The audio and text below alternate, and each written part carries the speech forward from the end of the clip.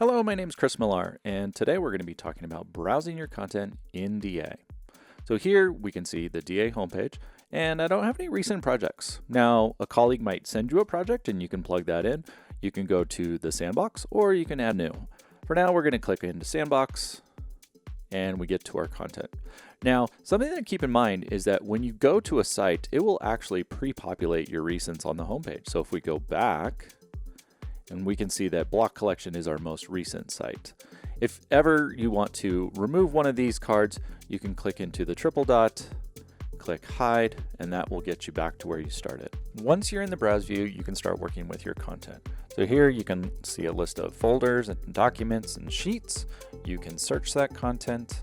You can browse it, of course. So if I click into drafts and maybe my name, you can see your breadcrumbs. And so I'll click back into block collection.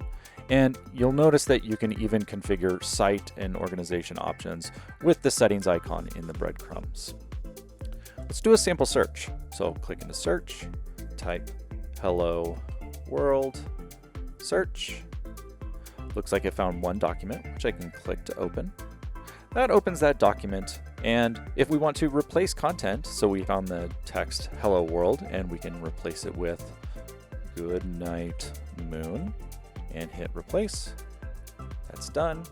We can head over back to our document and we can see that that has been changed to Goodnight Moon.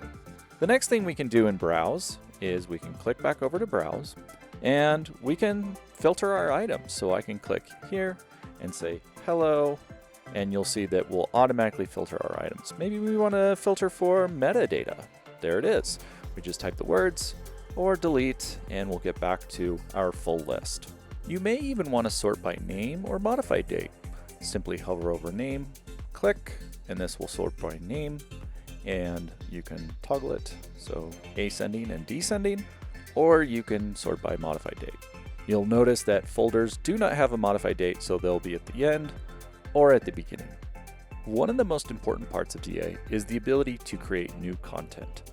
So of course here we can see the new button right next to our breadcrumbs, and we can create a new folder, we can create a new document, sheet, we can upload new media, and we can link out to other web pages. Let's create a link. So we'll say experience cloud, and we'll type in our URL, experience.adobe.com, create link, and you'll see that. Whenever you click these links, they're nice little shortcuts to take you where you want to go.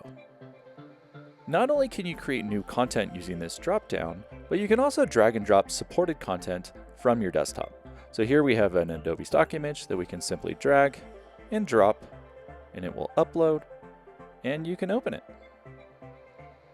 Last but not least, you may want to take action on your content. So here we can use the checkbox. We can rename, copy, cut, delete, and share. Let's go ahead and rename the Adobe stock image. Dark alley photo. Hit enter, and it's renamed. Maybe we want to move that photo into a new place. We can select it again. We can hit cut. We can do a new folder. Hello world. Create. Click into hello world and paste. We can go back and we can see that that image is now in that folder. The next thing you may want to do is delete. Now, if you have documents that might be published, DA will allow you to automatically unpublish them. Let's click goodbye, delete. It says we're deleting one item and asks us if we want to unpublish. We'll click yes, and we'll type in to confirm, unpublish and delete, and it's gone. If you select a folder or an item that cannot be published, you won't be prompted. So we'll select a folder and maybe a link, hit delete, and it'll tell us the content in that folder cannot be automatically unpublished. So we'll delete, and they're gone. There may be times where you want to get additional information about pieces of content.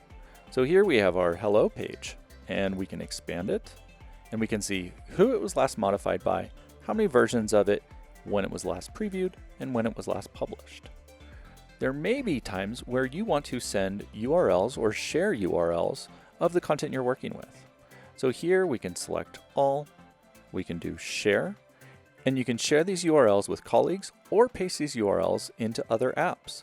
Let's click into apps, bulk operations, paste in our URLs, and you can take action. And that's browsing and working with your content in DA.